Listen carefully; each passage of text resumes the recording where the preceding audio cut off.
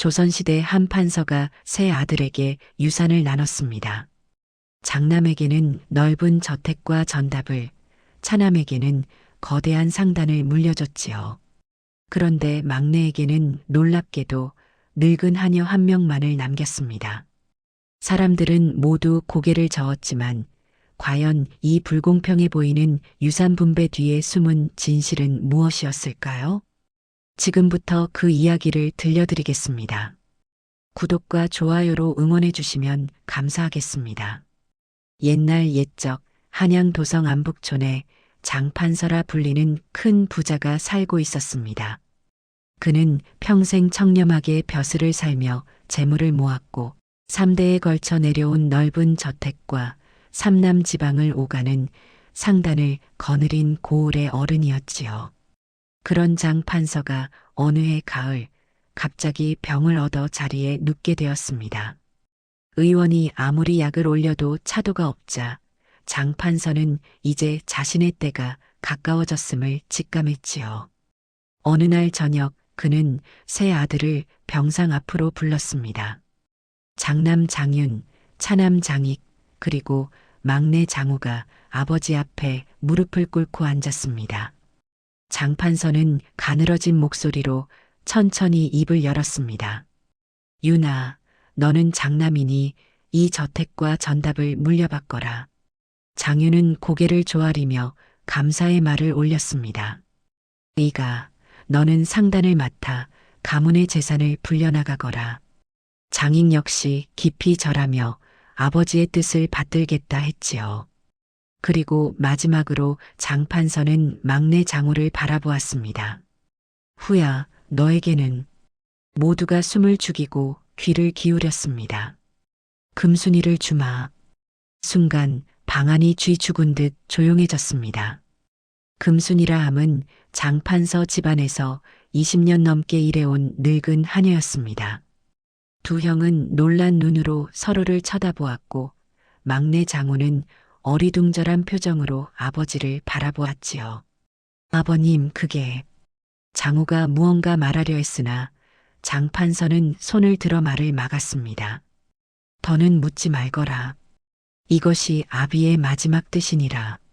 그렇게 장판서는 눈을 감았고 사흘 뒤 조용히 숨을 거두었습니다.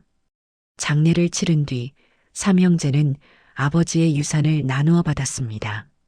장윤은 넓은 저택과 기름진 전답을, 장익은 삼남을 오가는 상단을 물려받았지요.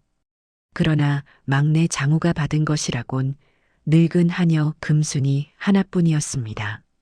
소문은 삽시간에 온 동네로 퍼져나갔습니다. 장판서 어르신이 막내에게는 하녀 하나만 주셨다지? 아무리 막내라지만 그렇지 어찌 하녀 하나로 살림을 꾸리란 말인가? 사람들은 수군거렸고 어떤 이들은 장우를 보며 고개를 절레절레 흔들었습니다. 심지어 두 형마저도 동생을 치근하게 바라보았지요. 후야, 형들이 조금씩 보태줄 테니 너무 낙담하지 마라. 장윤이 말했으나 그 말투에는 동정과 함께 은근한 우월감이 배어 있었습니다. 그래, 우리가 있지 않느냐? 걱정 말거라. 장익도 거들었지만 그 역시 막내를 안쓰러워하는 눈빛이었지요. 하지만 장우는 흔들리지 않았습니다. 그는 조용히 금순이를 바라보며 생각했습니다. 아버님께서 아무 뜻 없이 이런 유언을 남기셨을 리 없어. 분명 깊은 이유가 있으실 거야. 장우는 금순이의 주름진 손을 따뜻하게 잡았습니다. 금순이 어미, 이제부터 우리 둘이 힘을 합쳐 살아가야 하오. 금순이는 눈시울을 붉히며 고개를 끄덕였습니다. 도련님, 이 늙은 것이 무슨 쓸모가 있겠사옵니까? 그런 말씀 마시오. 아버님께서 어미를 내게 맡기신 데는 반드시 뜻이 있을 것이오. 장우의 눈빛은 흔들림이 없었고 그 모습에 금순이는 마음 깊이 감동했습니다. 장우는 작은 행랑채를 하나 얻어 금순이와 함께 살기 시작했습니다. 두 형이 물려받은 재산에 비하면 보잘것없는 곳이었지만 장우는 불평하지 않았지요. 그는 금순이를 방으로 안내하며 말했습니다. 어미, 이 방을 쓰시지요. 이제는 우리 집안의 어른이시니 마땅히 편히 쉬셔야 합니다. 금순이는 깜짝 놀라 손사래를 쳤습니다. 도련님, 어찌 천한 종년이 방을 쓸 수 있겠사옵니까? 저는 부엌 아궁이 옆에서 자도 좋카옵니다. 아니요. 이제 어미는 종이 아니라 내 가족이요. 장우는 단호하게 말하며 방문을 열어주었습니다. 방 안에는 깨끗한 요와 이불이 펼쳐져 있었고 작은 화롯불이 따뜻하게 타오르고 있었지요. 금순이는 평생 뒤주옆 좁은 곳에서 몸을 웅크리고 잠들었던 사람이었습니다. 이렇게 따뜻하고 넓은 방에서 잔다는 것은 상상도 해본 적 없는 일이었지요. 도련님, 금순이의 목소리가 떨렸습니다.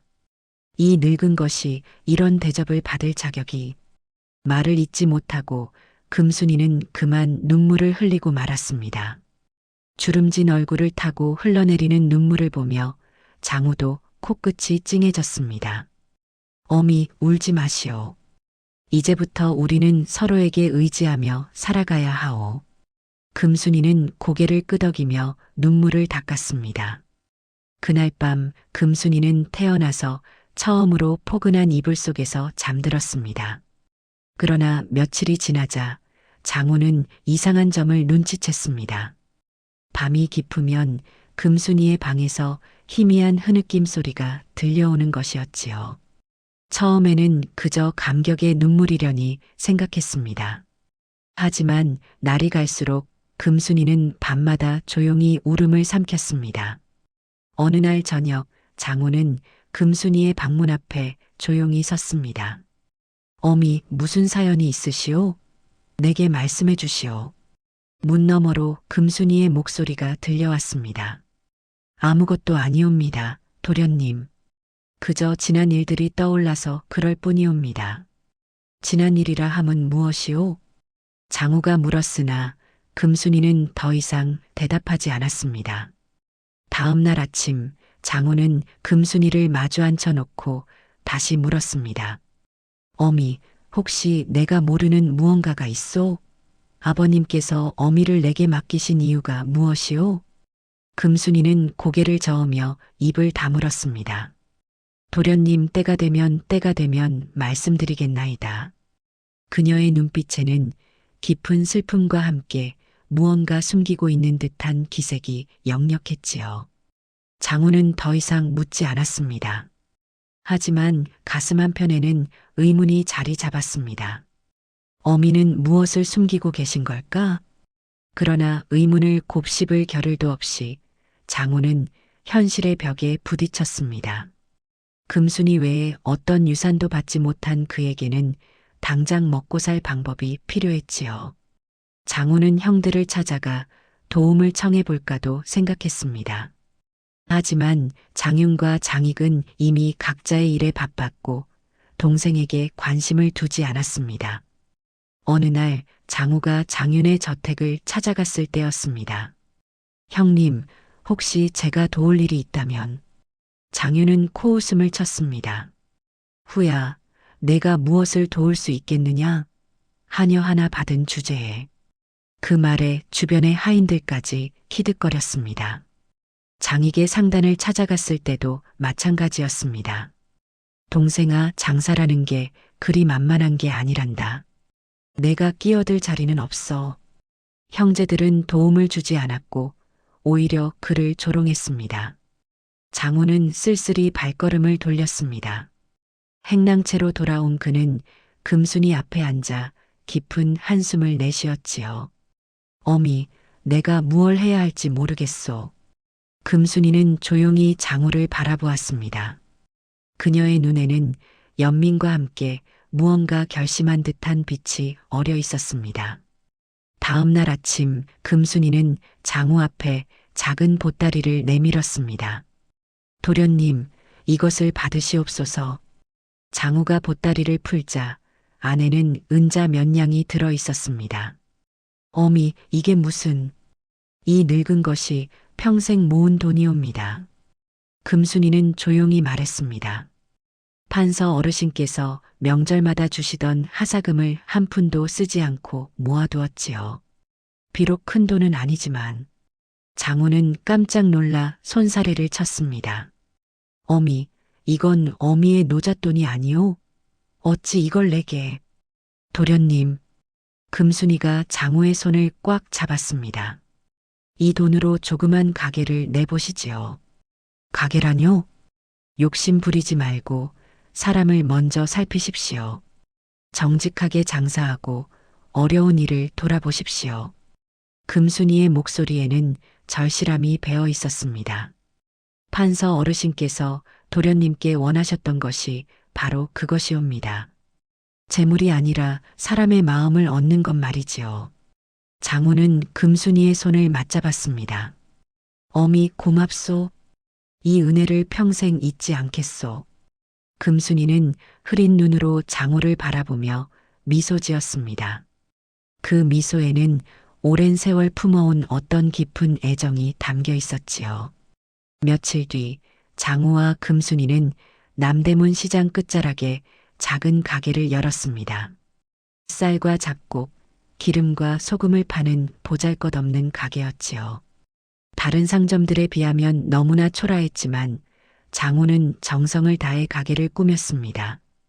금순이는 새벽부터 일어나 가게를 쓸고 닦았고 장우는 정직하게 물건의 무게를 달았습니다. 손님, 이 쌀은 올해 가을에 거둔 햅쌀이요. 보시다시피 알이 굵고 윤기가 흐르지요. 장우는 손님에게 친절하게 설명했습니다. 어떤 상인들은 저울에 손가락을 올려 속이기도 했지만 장우는 단 한 번도 그런 짓을 하지 않았습니다. 오히려 저울이 조금이라도 더 기울면 손님에게 유리하게 해주었지요. 도련님, 저렇게 하시면 남는 게 없지 않겠사옵니까? 금순이가 걱정스럽게 물었습니다. 어미, 당장의 이익보다 사람의 신뢰가 더 중요하오. 장우는 웃으며 대답했습니다. 날이 갈수록 장우의 가게를 찾는 손님이 하나둘 늘어났습니다. 저 가게 주인은 정직하다더라. 한 푼도 속이지 않는다지. 소문은 조금씩 퍼져나갔습니다. 어느 추운 겨울날 남루한 옷을 입은 여인이 가게로 들어왔습니다. 아이를 업고 있는 그녀의 얼굴은 수척하기 그지없었지요. 주인 어르신, 쌀 한 대만 주시옵소서. 여인은 떨리는 손으로 동전 몇 잎을 내밀었습니다. 장우가 돈을 세어보니 한 대 값에 조금 모자랐습니다. 여인은 얼굴이 붉어지며 말했습니다. 죄송하옵니다. 제가 잘못 셌나 봅니다. 그럼 반대만. 아니요. 장우는 여인의 말을 가로막았습니다. 그리고는 쌀 한 대를 담더니 그 위에 한 대를 더 얹어 주었습니다. 이게 무슨. 추운 날씨에 아이까지 업고 이 먼 곳까지 오셨으니 마땅히 정성을 더해드려야지요. 여인은 눈물을 글썽이며 거듭 절을 했습니다. 은인이시옵니다. 이 은혜를 어찌 갚사옵니까? 은혜랄 것도 없소. 서로 돕고 사는 게 사람 사는 이치 아니겠소? 여인이 돌아간 뒤 금순이가 장우를 바라보며 미소 지었습니다. 도련님, 판서 어르신께서 바라시던 바로 그 마음이옵니다. 그날 이후 그 여인의 이야기는 고을 안팎으로 퍼져나갔습니다. 남대문 시장에 마음씨 고운 주인이 있다더라. 사람들은 하나둘 장우의 가게를 찾기 시작했습니다. 장우의 가게가 조금씩 자리를 잡아가던 어느 날 장윤과 장익이 가게를 찾아왔습니다. 두 형은 초라한 가게를 둘러보며 코웃음을 쳤지요. 이게 뭐냐? 겨우 이런 걸 하고 있었구나. 장윤이 비웃듯 말했습니다. 아버님께서 금순이를 물려주신 게 이거였어? 쌀이나 되지라라고? 장익도 거들었습니다. 형님, 보십시오. 저 낡은 저울과 해진 자루들을. 언제 이게 번듯한 장사가 될까요? 두 형은 서로 눈짓을 주고받으며 웃었습니다. 장우는 조용히 웃으며 말했습니다. 형님들, 작은 것부터 시작하는 게 도리가 아니겠습니까? 작은 거? 내 말대로라면 우리는 이미 큰 것을 가졌으니 더 나은 셈이로구나. 장윤이 어깨를 으쓱했습니다. 후야, 힘들거든 언제든 형들한테 와라. 밥이라도 얻어먹게 해줄 테니. 장익이 동정 어린 목소리로 말했습니다. 두 형이 떠난 뒤 금순이가 장우에게 다가왔습니다. 도련님, 괜찮으시옵니까? 괜찮소, 어미. 형님들은 저들 방식대로 사는 것이고 나는 내 방식대로 살면 되는 것이오. 장우는 다시 저울 앞에 앉아 쌀을 담기 시작했습니다. 그의 얼굴에는 흔들림이 없었고 오히려 더욱 단단한 결의가 서려 있었지요. 계절이 바뀌고 봄이 찾아왔습니다. 가게는 나날이 번창했고 장우와 금순이의 살림도 조금씩 나아졌지요. 어느 따뜻한 봄날 저녁, 금순이는 장우를 조용한 방으로 불렀습니다. 도련님, 이제 말씀드려야 할 것 같사옵니다. 금순이의 목소리가 떨렸습니다. 무엇을 말씀이요, 어미? 도련님께서 태어나셨을 때의 일을 말이옵니다. 장우는 숨을 죽이고 금순이를 바라보았습니다. 금순이는 깊은 숨을 들이쉬고 입을 열었습니다. 도련님께서는 판서 어르신의 친자식이 아니옵니다. 뭐라고 하셨소? 장우는 깜짝 놀라 벌떡 일어났습니다. 도련님께서 갓난아기이셨을 때 누군가 도련님을 길가에 버렸사옵니다. 금순이의 눈에서 눈물이 흘러내렸습니다. 그날 제가 심부름을 나갔다가 우연히 도련님을 발견했지요. 추운 겨울날 얇은 포대기에 쌓인 채 울고 계시더이다. 그럼 나는 제가 도련님을 안고 집으로 돌아왔습니다. 그때 마님께서는 아이를 낳지 못해 괴로워하고 계셨지요. 금순이는 떨리는 목소리로 이어갔습니다. 판서 어르신께 사실을 말씀드렸더니 어르신께서는 도련님을 자식으로 삼기로 하셨사옵니다. 그렇다면 형님들은 장윤 도련님과 장익 도련님은 그 뒤에 태어나신 친자식들이옵니다. 장우는 그 자리에 주저앉고 말았습니다. 하지만 도련님, 금순이가 장우의 손을 잡았습니다. 판서 어르신께서는 도련님을 진심으로 사랑하셨사옵니다. 그 누구보다도 말이지요. 그래서 아버님께서 어미를 내게 맡기신 것이요? 그렇다옵니다. 저는 도련님의 목숨을 구한 사람이옵니다. 그리고 제 평생 모은 돈으로 도련님께 약을 지어드리고 젖을 물리고 키워냈지요. 금순이는 흐느꼈습니다. 판서 어르신께서는 그 은혜를 평생 잊지 않으셨사옵니다. 그래서 저를 도련님께 맡기신 것이지요.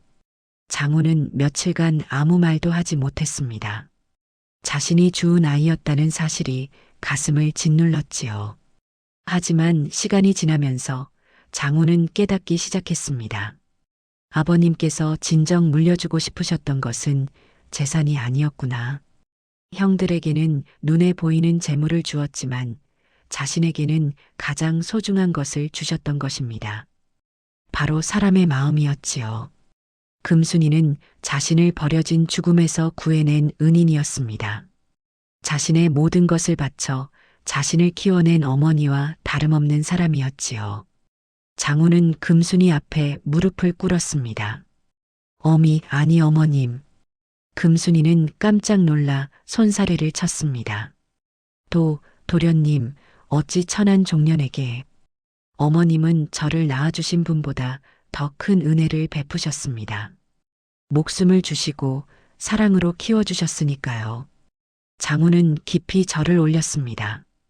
이제야 아버님의 뜻을 알겠습니다. 재산보다 중요한 것은 사람의 마음을 이어받는 것이라고 가르쳐 주신 거지요. 금순이는 눈물을 주체하지 못하고 흐느꼈습니다. 도련님, 어머님 평생 은혜를 갚으며 살겠습니다.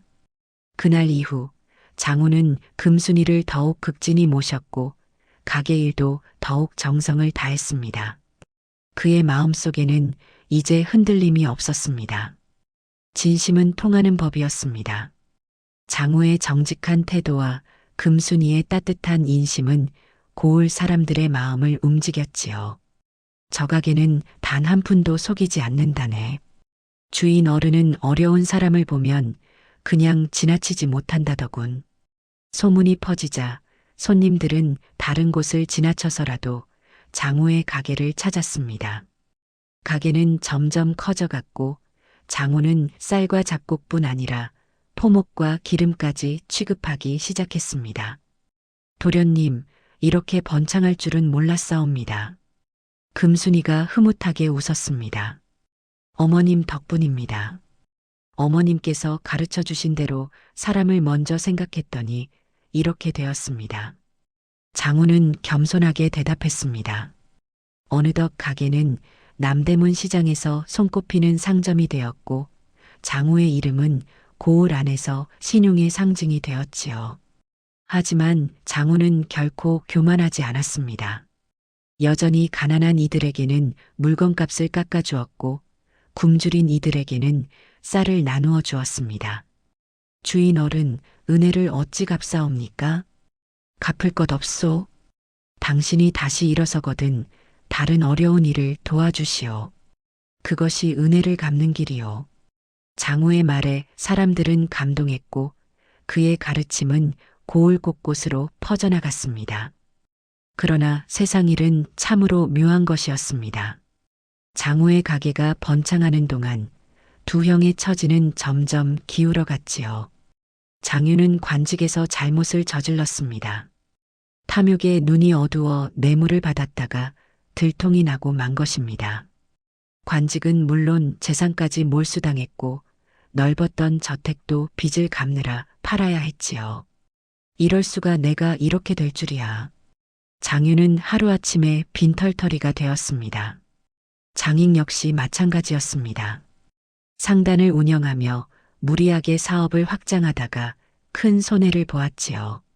믿었던 동업자에게 배신당하고 거래처에서는 외상값을 떼이고 급기야 상단이 무너지고 말았습니다. 내가 뭘 잘못한 걸까? 장익도 빚더미에 앉아 절망했습니다. 두 형은 하루아침에 모든 것을 잃었습니다. 아버지로부터 물려받은 풍족한 재산은 흔적도 없이 사라졌지요. 동생은 하녀 하나 받고도 저리 잘 사는데 우리는 이게 뭔가. 장윤이 허탈하게 웃었습니다. 아버님께서 막내에게 금순이를 주신 데는 이유가 있으셨나 보네. 장익도 뒤늦게 깨달았습니다. 결국 두 형은 고개를 숙이고 장우를 찾아왔습니다. 남루한 옷을 입은 그들의 모습은 과거에 오만했던 모습과는 너무나 달랐지요. 후야. 장윤이 떨리는 목소리로 불렀습니다. 형님, 차님, 어서 오십시오. 장우는 따뜻하게 두 형을 맞이했습니다. 후야, 우리가 잘못했다. 장익이 눈물을 흘리며 말했습니다. 너를 무시하고 조롱했던 것을 용서해다오. 우리는 교만했고 욕심이 많았어. 장윤도 고개를 숙였습니다. 아버님의 뜻을 이해하지 못했던 우리가 어리석었다. 재산이 전부가 아니었는데. 두 형은 진심으로 뉘우치고 있었습니다. 장우는 두 형의 손을 잡았습니다.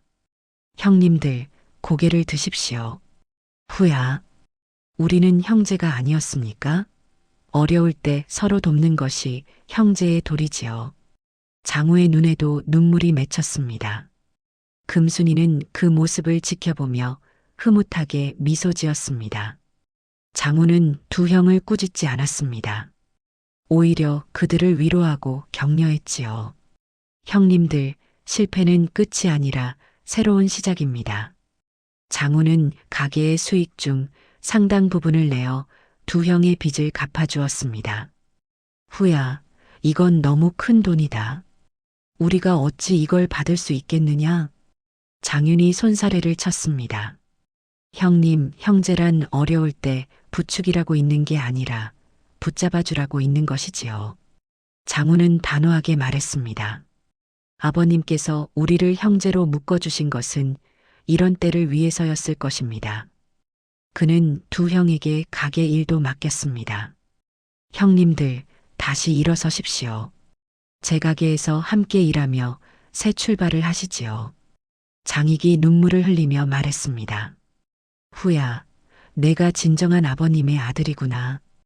우리보다 훨씬 더. 형님, 그런 말씀 마십시오. 우리 모두 아버님의 자식들입니다. 장우는 두 형을 끌어안았습니다. 그날 이후 삼형제는 힘을 합쳐 가게를 운영했습니다. 장유는 장부를 정리했고 장익은 물건을 들여오는 일을 맡았습니다. 형제가 뭉치자 가게는 더욱 크게 번창했지요. 어느 날 저녁 금순이는 삼형제가 함께 웃으며 일하는 모습을 바라보았습니다. 그녀의 얼굴에는 깊은 만족감이 서려 있었지요. 어머님, 무슨 생각을 그리 하십니까? 장우가 다가와 물었습니다. 도련님, 금순이는 흐린 눈으로 장우를 바라보며 말했습니다. 도련님이야말로 판서 어르신께서 바라셨던 마음을 지키고 계십니다. 어머님 덕분입니다. 아니옵니다. 도련님께서는 타고나셨사옵니다. 사람을 귀하게 여기는 그 마음을 말이지요. 금순이의 목소리가 떨렸습니다. 저는 도련님을 만나 참으로 행복했사옵니다. 어머님, 무슨 말씀을 그리 하십니까? 앞으로도 오래오래 함께 계셔야지요. 장우가 금순이의 손을 잡았습니다. 하지만 금순이는 고개를 저었습니다. 사람의 목숨이란 하늘에 달린 것이옵니다. 다만 저는 도련님께서 이렇게 훌륭하게 자라신 것을 보았으니 이제 눈을 감아도 여한이 없사옵니다. 어머님, 장우의 가슴이 먹먹해졌습니다. 금순이는 부드럽게 미소 지으며 장우의 손을 쓰다듬었습니다. 그 손길은 따뜻했고 그 어떤 말보다도 깊은 사랑이 담겨 있었지요. 계절이 또 한 번 바뀌었습니다. 그러나 금순이의 몸은 날로 쇠약해져 갔습니다. 세월의 무게가 그녀를 짓누르기 시작한 것이지요. 어머님, 의원을 불러야겠습니다. 장우가 걱정스럽게 말했습니다. 괜찮사옵니다, 도련님. 그저 늙어서 그런 것이니. 금순이는 손사래를 쳤지만 기침은 점점 심해졌고 밥도 제대로 넘기지 못했습니다. 장우는 한양에서 가장 유명한 의원을 불렀습니다. 하지만 의원은 고개를 저었습니다. 이미 기력이 다하신 것 같습니다.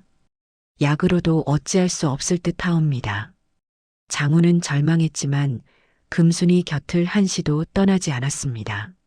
직접 죽을 쑤어 떠먹이고 밤새 손을 잡아주었지요. 장윤과 장익도 금순이를 정성껏 간호했습니다. 금순이 어미, 우리도 미안하오. 그동안 어미를 하녀로만 여겼으니. 장윤이 눈물을 흘리며 말했습니다. 어미가 아니었다면 후가 없었을 것이고 우리도 오늘의 깨달음을 얻지 못했을 것이오. 장익도 금순이의 손을 잡았습니다. 금순이는 희미하게 미소 지으며 그들을 바라보았습니다. 어느 조용한 봄날 아침, 금순이는 마지막 힘을 짜내어 장우를 불렀습니다. 도련님, 예, 어머님, 여기 있습니다. 장우가 금순이의 손을 꽉 잡았습니다. 도련님, 사람을 귀하게 여기십시오. 금순이의 목소리는 가늘었지만 또렷했습니다. 재물은 언젠가 사라지지만 사람의 마음은 영원히 남사옵니다.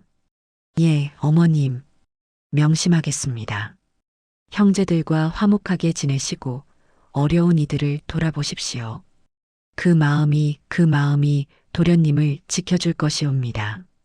금순이는 숨을 고르며 이어갔습니다. 저는 도련님을 만나 참 행복했사옵니다. 어머님, 저야말로 어머님이 아니었다면 이 세상에 없었을 것입니다. 장우의 눈물이 금순이의 손등 위로 떨어졌습니다. 울지 마십시오, 도련님. 저는 이제 편히 쉬려 하옵니다. 금순이는 마지막으로 장우를 바라보며 미소 지었습니다. 그리고 조용히 눈을 감았습니다. 어머님, 어머님. 장우의 울음소리가 방 안을 가득 채웠습니다. 장윤과 장익도 함께 울었지요. 금순이는 그렇게 편안하게 세상을 떠났습니다. 금순이의 장례는 고을 전체가 애도하는 가운데 치러졌습니다. 장우는 정성을 다해 어머니를 모셨고 3일장을 극진히 치렀지요. 놀랍게도 고을 사람들이 모두 나와 금순이를 배웅했습니다. 금순이 어미는 우리 모두의 어머니였소. 저분의 따뜻한 마음이 이 고을을 밝혔지요. 사람들은 눈물을 흘리며 금순이를 어머니처럼 애도했습니다. 장우가 베푼 선행의 뿌리에는 금순이가 있었고 그녀의 가르침이 고을 전체에 퍼져 있었기 때문이었지요. 장례 행렬은 장대했습니다. 양반부터 상인, 농부, 심지어 거지들까지 모두 나와 금순이를 배웅했습니다. 금순이 어미 편히 쉬소서. 사람들은 하나같이 절을 올렸습니다. 장우는 금순이를 아버지 장판서 곁에 모셨습니다. 아버님, 어머님을 곁에 모셨습니다. 평생 아버님을 섬기고 저를 키워주신 분이니 마땅히 곁에 계셔야 하지 않겠습니까? 장우는 무덤 앞에 엎드려 오랫동안 울었습니다. 형제들도 함께 눈물을 흘렸지요. 세월이 흘렀습니다. 장우의 가게는 한양에서 가장 큰 상단으로 성장했고 그는 고을에서 존경받는 부자가 되었습니다. 하지만 그는 결코 교만하지 않았습니다. 여전히 검소하게 살았고 어려운 이들을 돌보는 일을 게을리하지 않았지요.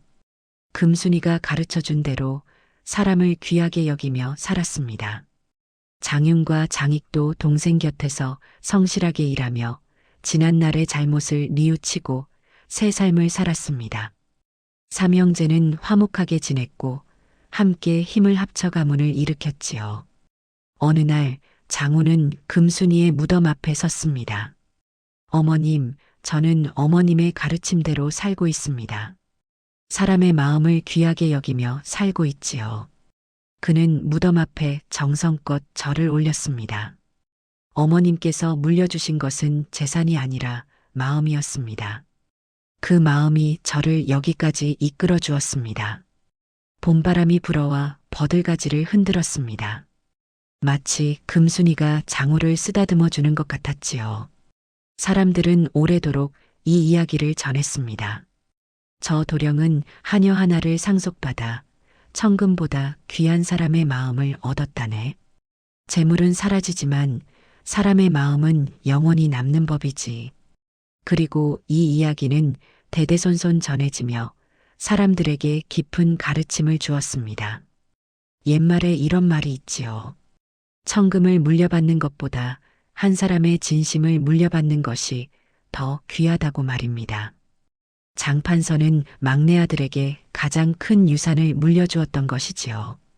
바로 사람을 사랑하는 마음, 그것이야말로 세상 어떤 재물보다 값진 것이었습니다.